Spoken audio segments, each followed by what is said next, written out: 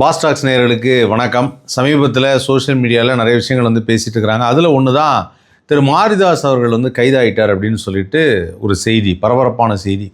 மாரிதாஸ் ஒரு யூடியூபராக அவருடைய கருத்துக்களை நிறைய இடத்துல பதிவு செய்து வந்தார். நிறைய விஷயங்கள் சொன்னார். நிறைய ஃபேக்டாக ஒரு சில விஷயங்கள்லாம் வீடியோ ஆதாரம், ஃபோட்டோ எல்லாம் எடுத்து கொண்டு பக்கத்தில் டெலிவிஷன் வச்சு இப்படிலாம் சொல்ல ஆரம்பித்தார். அப்படி சொல்ல ஆரம்பித்த அவரை பார்த்தீங்கன்னா நிறைய பேர் ஒரு யூடியூபர் ஏதோ பயங்கரமாக சொல்கிறார். இன்னும் சொல்லப்போனால் திரு மாரிதாஸ் அவர்கள் ரொம்ப ஃபெமிலியராக எல்லார் மத்தியிலும் தெரியப்பட்டது, இன்னும் பல பேருக்கு தெரியப்பட்டது மேலும் அப்படின்னு வச்சுக்கலாம்.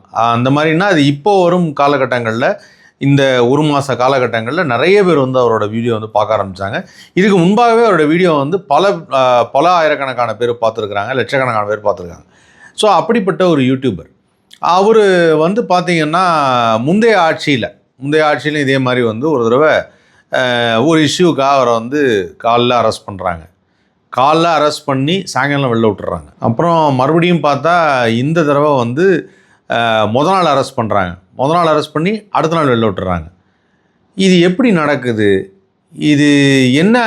எதுக்காக அரெஸ்ட் பண்ணாங்க? எதுக்கு வெளில விடுறாங்க? சரி, எதுக்கு அரெஸ்ட் பண்ணாங்க? மாரிதாஸ் அவர்களை எதுக்கு அரெஸ்ட் பண்ணாங்க அப்படின்னு பார்த்தா, மாரிதாஸ் அவர்கள் இப்போ இருக்கக்கூடிய அரசாங்கம், தமிழ்நாடு அரசு பொறுப்பில் இருக்கக்கூடிய சில பேரை பற்றி சில விஷயங்கள்லாம் பேசியிருக்காரு. அதுதான் சார் அவர் ரெகுலராகவே எல்லா வீடியோலையும் போடுறாரு அப்படிங்கிறீங்க. ஒரு சில பேர்னா சில முக்கிய அமைச்சர்களை பற்றி அவர் ஒரு சில விஷயங்கள் சொன்னார். அப்படி சொன்னது அதில் எது ட்ரிகர் ஆச்சு, அரெஸ்ட் பண்ணுற அளவுக்கு என்ன ஆச்சு அப்படின்னா, மக்களுக்கு புரிகிற மாதிரி சொன்னோம் அப்படின்னா, இந்த சைபர் கிரைம் அப்படின்னு சொல்லும்பொழுது வார்த்தைகள் உபயோகப்படுத்தும் போது, நம்ம ஒரு பெரிய அரசு பொறுப்பில் அதிகாரத்தில் இருக்கக்கூடிய அமைச்சர்களோ அதிகாரிகளோ இவங்களை பற்றி பேசும்போது வார்த்தைகள் உபயோகப்படுத்தும் போது ரொம்ப பார்த்து தான் உபயோகப்படுத்தணும். அந்த வார்த்தைகளில் ஏதாவது வன்மம் இருந்தால், வார்த்தையில் தவறு இருந்தால், அது ஒரு கெட்ட வார்த்தையாக இருந்தால், ஒத்த வார்த்தையாக இருந்தால், இல்லை அது வரம்பு மீறிய வார்த்தையாக இருந்தால், அது நாகரிகம் இல்லாத வார்த்தையாக இருந்தால் அதுக்கு சிவியரான ஒரு ஆக்ஷன் எடுக்கப்படும் அப்படிங்கிறது ஆல்ரெடி எல்லா க்ரைம் இதுலேயும், சைபர் கிரைமில், குறிப்பாக சைபர் கிரைமில் சொல்லிட்டு தான் இருக்கிறாங்க, சைபர் செல்லில். அப்படி இருக்கும் பட்சத்தில் இவர் பேசிய ஒன்று, பயங்கர ஆக்ரோஷமாக பேசிய ஒன்று, அது ரொம்ப தகாத வார்த்தைகளும் ஒற்றை, அதாவது என்னென்னா ஒருமையில் பேசுவது அப்படின்னால அந்த ஒருமையில் பேசுறது அப்படிங்கிற காரணத்தினால அவரை ஒரு பக்கம் அரெஸ்ட் பண்ணிட்டாங்க அப்படின்னாங்க. பட் அரெஸ்ட் பண்ணதை பரவாயில்லையா, இந்த மாதிரி ஒரு தவறாக பேசுனவங்கள அரெஸ்ட் பண்ணுறாங்களே அப்படின்னு ஒரு பக்கம் சில மக்கள்லாம் நினச்சிட்டு இருக்கிறாங்க. அவர் சில ஃபேக்டாக தான் சில விஷயத்தை சொல்கிறாரு. அப்படி பேசுனால அரெஸ்ட் பண்ணாங்க அப்படிங்கும்போது நான் என்ன நினச்சேன், ஓகே பயங்கரமாக ஏதோ இன்வெஸ்டிகேட்லாம் பண்ணுவாங்க போல இருக்குது, இவர் இந்த மாதிரி பேசுகிறது தப்புன்னு சொல்லுவாங்க போல இருக்கு. ஆனால் ஒரே நாளில் ரிலீஸ் பண்ணிட்டாங்க. அப்போது இதை எந்த அளவுக்கு நம்ம நம்புறது, எந்த அளவுக்கு இது கரெக்டாக தான் பண்ணுறாங்களா இல்லையாங்கிறத எப்படி நம்புறது அப்படின்னு பார்த்தா, இவர் யார்? தமிழ்நாடு அரசாங்கம் ஒரு முடிவெடுத்து ஒருத்தரை அரெஸ்ட் பண்ணணும்னு சொல்லி அரெஸ்ட் பண்ணுறாங்கன்னா, இந்த மாதிரி அவதூறாக சில விஷயங்கள் பேசியிருக்காரு, அவதூறான்னு சொல்ல முடியாது, சில விஷயங்கள் எங்களுக்கு எதிராக பேசியிருக்காரு அப்படிங்கிற மாதிரி ஒரு விஷயத்தை க்ரியேட் பண்ணி அரெஸ்ட் பண்ணுறாங்க அப்படின்னா, எப்படி அவர் திடீர்னு ரிலீஸ் ஆகிறாரு அப்படிங்கிற கேள்வி எல்லார் மனசையும் எனக்கும் வந்தது. அப்போ தான் தெரிஞ்சுது அவருக்கு நேற்று கண்டனம் தெரிவித்ததெல்லாம் யாருன்னு பார்த்தா, பிஜேபியில் நிறைய பேர் கண்டனம் தெரிவித்தாங்க. தமிழிசை அவங்க கண்டனம் தெரிவித்தாங்க. அப்போ நான் யோசிக்கிறேன், ஒரு பாஜகவில் இருக்கக்கூடிய ஒரு முக்கிய பெண்மணி அவங்க கண்டனம் தெரிவிச்சிருக்கிறாங்க அப்படின்னா இவருக்கு என்ன மாதிரியான சப்போர்ட் இருக்கணும் அப்படிங்கிறது எனக்கு அப்பயே ஸ்ட்ரைக் ஆச்சு. அப்போ அது ரொம்ப நாள் நீடிக்காது போல இருக்குது அப்படின்னு நினச்சேன். கரெக்டாக அடுத்த நாளே ரிலீஸ் பண்ணிட்டாங்க. அப்படி அடுத்த நாளே ரிலீஸ் பண்ணும்போது தான் தெரிஞ்சுது, அவர் அரசாங்கத்தை விட, அதாவது நம்மளுடைய தமிழ்நாடு அரசாங்கத்தை விட நான் டச் வச்சுருக்கிறதெல்லாம் மத்திய அரசாங்கத்தோட எனக்கு கொஞ்சம் பவர் ஜாஸ்தி அப்படிங்கிறத அவர் இன்றைக்கி நிரூபிச்சிட்டார். இது போன ஆட்சியிலையும் நடந்தது, இந்த ஆட்சியிலையும் நடக்கிறது. இது இப்போது இவரை பற்றி சொல்லும்போது ஒரு பக்கம், இன்னொரு பக்கம் பார்த்தா இப்போ இவர் புதுசாக இப்போ தான் அரெஸ்ட் பண்ணார். இன்னொரு பக்கம் பார்த்தா சவுக்கு சங்கர் அவர்கள். சவுக்கு சங்கர் நிறைய விஷயங்கள் இது மாதிரி ஊடகத்தில் நிறைய சொல்லியிருக்கிறாரு, நிறைய யூடியூப்பில் சொல்லியிருக்காரு. பட் யூடியூப்பில் சொல்லியிருந்தாலும் அவரை நிறைய வாட்டி அரெஸ்ட் பண்ணியிருக்கிறாங்க. இதுக்கு முன்னாடி அரெஸ்ட் பண்ணி வச்சுருந்தாங்க, இப்போ ரிலீஸ் பண்ணிட்டாங்க. ரிலீஸ் பண்ணதுக்கப்புறம் இப்போ மறுபடியும் பேச ஆரம்பிச்சிருக்காரு. ஆனால் இப்போ இவர் மாரிதாஸ் அவர்கள் தாவேக்காவை எதிர்த்து அப்படின்னு ஒரு பக்கம் பேச ஆரம்பித்தாலும், சவுக்கு சங்கர் பொறுத்த வரைக்கும் பார்த்திங்கன்னா முதல்ல திமுக எதிர்த்து பேசிகிட்டு இருந்தார். இப்போ என்ன சொல்கிறாருன்னா, திமுக எதிர்க்கிறது அப்படியே இருக்குது, தாவேக்காவுக்கும் நிறையா வந்து இது சொல்கிறாரு, நீங்கள் இப்படிலாம் பண்ணக்கூடாது, இது சரியாக வராது அப்படின்னு சொல்லி இவர் வார்னிங்லாம் நிறையா கொடுக்குறாரு. அப்படி தான் அவருடைய சமீபத்தில் ஒரு ப்ரெஸ் மீட் ஒன்று வைக்கிறார். அந்த ப்ரெஸ் மீட்டில் அவர் வந்து நிறைய பேர் வந்து கேள்விலாம் கேட்குறாங்க. அதில் எனக்கு சில பதிலெலாம் வந்து சொல்லும்போது இவர் ஃப்ரெண்டு ஒருத்தர் வந்து சொன்னார், சவுக்கு சங்கர் நல்லா கருத்தாக பேசுவாப்புல, கரெக்டாக எல்லாத்தையும் ஃபேக்ட்லாம் சொல்லுவாப்புல அப்படிங்கிறாரு. சரின்னு ஓகேன்னு பார்க்குறப்போ அவர் சொல்கிறாரு, இந்த மாதிரி வந்து மின்சாரத்துறையில் அந்த ஹார்ட் டிஸ்க் காணா போனதுக்கு நீங்கள் என்ன சொல்கிறீங்க, அதை பற்றி நீங்கள் என்ன சொல்ல போகிறீங்க அப்படின்னப்போ அவர் சொல்கிறாரு, போன ஆட்சியில் வந்து ராதாகிருஷ்ணன் வந்து அதிகாரியாக அதுக்கு அப்பாயின் பண்ணுறாங்க சார். மின்சாரத்துறையில் வந்து அதிகமான வருமானம் ஈட்டக்கூடிய ஒரு துறை. அதிகமான வருமானம்னா நிறைய டெண்டர் வரும், நிறையா இது சோலார் இது இருக்குது, பேனல் இருக்குது, அதுக்கப்புறம் நிலக்கரி இருக்குது, இந்த மாதிரி ஏகப்பட்ட விஷயம் இருக்குது. அதில் வருவாய் தரக்கூடிய ஒரு துறை அது. அந்த துறையில் வந்து ஒரு நேர்மையான அதிகாரி அப்பாயின் பண்ணுவாங்களா அப்படின்னு ஒரு கேள்வி கேட்குறாரு. என்ன சொல்கிறாரு, நேர்மையான அதிகாரினா அப்போ அவருக்கு ராதாகிருஷ்ணன் அதிகாரியை வந்து நேர்மையான அதிகாரி இல்லைன்னு சொல்ல வராருன்னு தெரிஞ்சுக்கிட்டேன். சரி, இது ஒரு பக்கம் இருக்கட்டும். அப்போ அவர் சொல்கிறாரு, இப்போ இருக்கக்கூடிய நமது நிர்மல்குமார் அவர்கள் அதற்கு இதெல்லாம் வந்து கரெக்டாக வந்து இந்த அதிகாரியை மாற்றிட்டு அதுக்கப்புறமா விசாரணையை தொடங்கணும் அப்படின்னு ஒரு விஷயத்தை முன்வைக்கிறார். நான் என்ன கேட்குறேன், சரி இப்படி சொன்னோன்னே அவர் சொன்ன பாயிண்ட்லேருந்து என்ன தெரியுதுன்னா, மின்சாரத்துறைங்கிறது நல்லா காசு வரும் போல இருக்குது, ஏகப்பட்ட காசு வந்து டெண்டர் அது இதெல்லாம் நிறையா வரும் போல இருக்குது அப்படிங்கிறத அவர் சொல்கிறதுலேருந்து தெரியுது.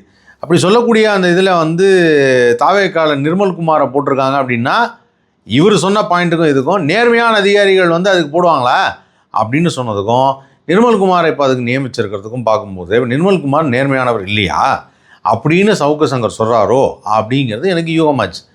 இதை ஏன் நான் சொல்கிறேன் அப்படின்னு கேட்டிங்கன்னா, நம்ம ஒரு விஷயத்தை பற்றி சொல்லும்போது ஒரு பட்டும்படாமல் சில விஷயத்த சொல்ல முடியாது. ஓரளவுக்கு ஆணித்தனமாக இதை தான் சொல்கிறோம் அப்படின்னு நம்ம முடிவு பண்ணிட்டோம்னா கரெக்டாக வந்து நீங்கள் அதை சொல்லிடணும், இதுதான் ப்ராப்ளம், இதுதான் அப்படிங்கிறத.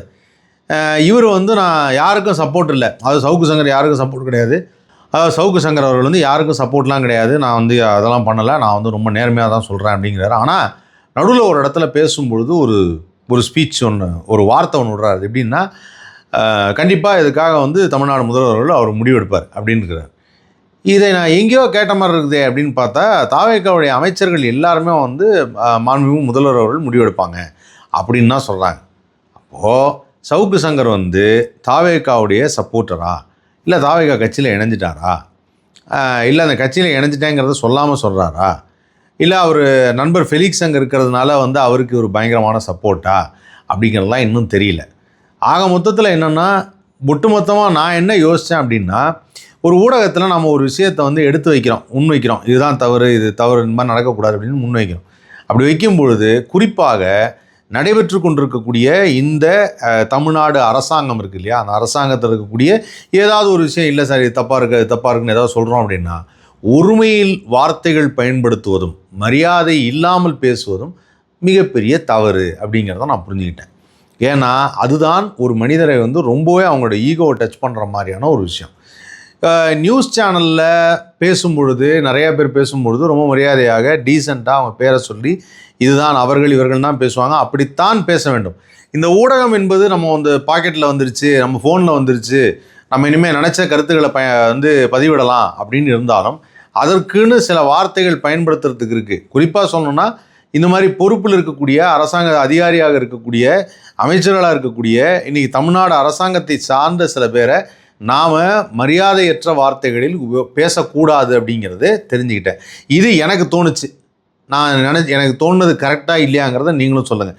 ஏன்னா மாரிதாஸாக இருக்கட்டும், சவுக்கு சங்கராக இருக்கட்டும், ரெண்டு பேருமே வந்து நிறைய விஷயங்கள் பேசுகிறாங்க. இவர் வந்து மாரிதாஸ் அவர்கள் நிறையா ஃபேக்டாக எடுத்து வீடியோ ஆதாரத்தோடு எல்லாம் பேசுகிறார். சவுக்கு சங்கர் கையில் பேப்பர் வச்சுட்டு பேசுவார், ஆதாரத்தை அப்படி காமிப்பார். ஆனால் சில விஷயத்துக்கு ஆதாரம் இருக்கா இல்லையாங்கிறது தெரில. இன்னும் சொல்லப்போனால் சவுக்கு சங்கர் அவர்கள் பேசும்பொழுது இன்றைக்கி லஞ்ச ஒழிப்புத்துறையின் சிறப்பு அதிகாரியாக அருண் இருக்கார் அப்படின்னா, அந்த அருண் அவர்களுக்கு வந்து டெல்லியிலேருந்து ஆள் இறக்கியிருக்காரு என்னை வந்து சாய்க்கிறதுக்கு, இப்படிலாம் பேசியிருக்காரு. சரி, ஒரு அதிகாரியை பற்றி தவறு சொல்கிறோம் அப்படின்னா அதுக்கு ஆதாரம் வேணும். ரெண்டாவது என்னன்னா, ஒரு அதிகாரியை பற்றி நீங்கள் தவறு சொல்கிறதுப்போ என்ன ஆகும், பப்ளிக்கில் ஒரு இமேஜ் என்ன ஆகும் அப்படின்னா, எல்லா அதிகாரிகளும் இப்படித்தான் அப்படிங்கிற மாதிரி ஒரு கண்ணோட்டம் வந்துடும். அது என்றைக்குமே அந்த மாதிரி சில விஷயத்தை பதிவிடக்கூடாது அப்படிங்கிறது தான் என்னுடைய கருத்து. ஏன்னா மக்களுக்கு சில பேர் மேலே உள்ள நம்பிக்கை போயிடும். இப்போ எப்படி வந்து எங்கேயோ ஒரு இடத்துல வந்து ஒரு அதிகாரி தவறு செய்தாருங்கிறதுனால இந்த துறையே இப்படித்தான் சார் எப்பவுமே அப்படிங்கிற மாதிரியான ஒரு கண்ணோட்டத்துக்கு மக்கள் வந்துடுவாங்க இல்லையா? அது வரக்கூடாதுன்னா இவர் இந்த மாதிரி பேசுகிறத நிறுத்திடணும். இந்த மாதிரி பேசுகிறத பேசாமல் கொஞ்சம் நார்மலாக இது மாதிரி எனக்கு சந்தேகம் இருக்குது, இது மாதிரி இருக்குது அப்படின்னு வேணால் சொல்லலாம். ஆனால் இன்றைக்கி என்ன ஆகுது அப்படின்னா, இப்படி பேசினாதான் யூடியூப்பில் நிறைய பேர் வந்து பார்க்குறாங்க, மக்கள்லாம் அதை தான் வந்து ரசிக்கிறாங்க. பாருங்கள், அவர் வந்து தைரியமாக பேசுகிறாரு, யதார்த்தமாக அப்படி பட்டுப்பட்டுன்னு அடிக்கிறார், டேட்டாவோட அடிக்கிறார் அப்படின்னு சொல்கிறாங்க. ஆனால் அது ஒரு அடுத்து வளர்ந்து வரும் ஒரு ஜென்ரேஷனுக்கு, அடுத்து ஒரு 10-15 ஆண்டுகளுக்கு இந்த யூடியூப் மீடியா அப்படிங்கிற அந்த ஒரு ஊடகத்திற்கு, மீடியாங்கிற அந்த ஒரு மாபெரும், அது என்ன சொல்கிறதுனா, ஒரு உண்மையான சம்பவத்தை, ஒரு உண்மையான விஷயத்தை மக்களுக்கு கொண்டு சேர்க்கக்கூடிய ஒன்று தான் மீடியா. அப்படி இருக்கக்கூடிய பட்சத்தில் வந்து நம்முடைய கருத்துக்களை முன்வைக்கலாம். நம்முடைய கருத்துக்களில் வந்து ஏன் எங்களுக்கு பேசுறது சுதந்திரம் இல்லையான்னு கேட்கலாம். பேசுறது சுதந்திரம் இருக்குது. ஆனால் இப்போ என்ன ஆகுதுன்னா, சுதந்திரத்தோடு பேசுகிறது வேறு. நான் இதில் ப்ளஸ் சொல்லலாம், மைனஸ் சொல்லலாம், இது தவறாக இருக்குன்னு சொல்லலாம், அதுக்கு வந்து உரிமை இருக்குது. ஆனால் அதை வார்த்தைகள் என்ன மாதிரி வார்த்தைகள் உபயோகப்படுத்துகிறோம் அப்படிங்கிறது ரொம்ப ரொம்ப முக்கியமானது. நானே சில வீடியோஸ் பார்க்கும்போது திரு மாரிதாஸ் அவர்கள் கோபத்தில், கடும் கோபத்தில் ஒரு சில வார்த்தைகள் வந்து உரிமையில் பேசிடுறாரு. அந்த உரிமையில் பேசும்பொழுது அது ஒரு அஃபெக்ட் ஆகும். அதுதான் இந்த மாதிரியான அரெஸ்ட்டுக்கு காரணம் அப்படின்னு நான் நினைக்கிறேன். அதே மாதிரி அவர் இப்போ ரிலீஸ் ஆனது இப்போ தான் தெரியுது, அவர் தமிழ்நாடு அரசாங்கத்தை விட ரொம்ப பெரிய ஆள் மாரிதாஸ் அவர்கள் அப்படிங்கிறது தெரியுது. ஏன்னா அவர் வந்து இன்றைக்கி பட்டன் ரிலீஸ் ஆகிட்டார். இன்றைக்கி யாராவது ஒருத்தர் நார்மலாக இந்த மாதிரி அரெஸ்ட்டாக இருந்தால், அரசாங்கத்து மூலிமா வந்து என்கொயரிலாம் வச்சு அரெஸ்ட்டாக இருந்தால் ரிலீஸ் ஆகிருப்பாங்களாங்கிறது சந்தேகம்தான். ஆனால் திரு மாரிதாஸ் அவர்கள் ரிலீஸ் ஆகிட்டார். அதே மாதிரி சவுக்கு சங்கர் அவர்கள் வந்து இவருக்கு தான் சப்போர்ட்டாக பேசுகிறாங்கிறத முடிவு பண்ணிட்டாவது பேசணும். ஆனால் அவர் என்ன பண்ணுறாருன்னா அதை பண்ண மாட்டேங்கிறார். நான் நியூட்ரலாக தான் பேசுகிறேன் அப்படின்ட்டு இவர் சொல்கிறதுலேருந்தே ஒரு விஷயத்த சொல்கிறேனே, அந்த தமிழ்நாடு மின்சாரத்துறை இருக்கு இல்லையா, அந்த மின்சாரத்துறையில் வந்து அதிகமாக சம்பாதிக்கக்கூடிய துறை இல்லையா, அந்த துறையில் எப்படி நேர்மறை அதிகாரி இருப்பாங்கிற அப்படி அப்படின்னா நேர்மையான அமைச்சர்களும் அங்கே இருக்க மாட்டாங்கன்னு நீங்கள் சொல்கிறீங்க. நீங்கள் செந்தில் பாலாஜி அவர்களை குறை சொல்லியிருக்கீங்க. அப்போ இப்போ இருக்கக்கூடிய அமைச்சரே நீங்கள் குறை சொல்கிறீங்க. நிர்மல்குமாரும் நேர்மையாக இருக்க மாட்டார், அதனால தான் அவர் அந்த துறைக்கு போட்டிருக்காங்க அப்படிங்கிற மாதிரி சொல்கிறீங்க. முதல்ல ஒரு விஷயந்தான், ஏற்கனவே சொன்ன மாதிரி தான் இந்த ஆட்சி வந்ததுக்கு பிறகு ஒரு 6 மாத காலகட்டம். ஏன்னா எல்லாருமே புதுசு, அமைச்சரவைக்கு புதுசு, எம்எல்ஏவா புதுசு, எல்லாருமே புதுசு. அவங்க என்ன பண்ணுறாங்க, எப்படி பண்ணுறாங்க, என்னென்னலாம் வந்து அதிகாரிகளோட கலந்து பேசுகிறாங்க அப்படிங்கிற காத்திருந்து தான் பார்க்க வேண்டும். அதுக்கு இன்னும் டைம் இருக்குது. அந்த டைமுக்குள்ளேயே ஏகப்பட்ட குறைகளையும் ஏகப்பட்ட விஷயங்களையும் அவங்கள்ட்ட போய் அடுக்க முடியாது. அதே சமயத்தில் இவர் முதல்வருக்கே ஆணையிடுறார், தயவு செய்து இந்த அதிகாரியை மாற்றவும் அப்படிங்கிற சொல்லி இவர் ஆணையிடுறார். இவர் சொல்கிறதுக்கு அப்போது ஏன் அவங்க சைலண்ட்டாக இருக்கிறாங்க? அது எப்படி வந்து நம்ம அரசாங்கத்துக்கு ஒரு ஆணையை நாம் எப்படி இட முடியும்? மக்கள் எப்படி ஆணையை இட முடியும்? மக்கள்னால் மக்கள் கூட்டமாக இருந்தால் வேறு, தனி ஒரு மனிதனாக எப்படி ஒரு ஆணையை இட முடியும்? இவர் வந்து சொல்கிறார், அவர் இதை மாற்றணும், அதிகாரி அங்கே வச்சுக்க கூடாது அப்படிங்கிறார். அப்போ அதை யோசிக்க வேண்டிய ஒரு விஷயமா இருக்குது. இதெல்லாம் எப்படி நடக்குது? சவுக்கு சங்கர் எப்படி இங்கே ஆதரிக்கப்படுறாரு? மாரிதாஸ் வந்து எப்படி இங்கே கைது செய்யப்படுறாரு? எப்படி அவர் ரிலீஸ் ஆனார்? இதெல்லாம் பார்க்குறப்போ உங்களுக்கு சில விஷயம் புரியும்னு நினைக்கிறேன். எனக்கு இதை கேள்வியாக கேட்கணும்னு தோணுச்சு. உங்களுக்கு ஏதாவது இதில் கேள்வி இருந்தாலோ டவுட் இருந்தாலோ கமெண்ட் செக்ஷனில் தெரிவிங்க. ஓகேவா?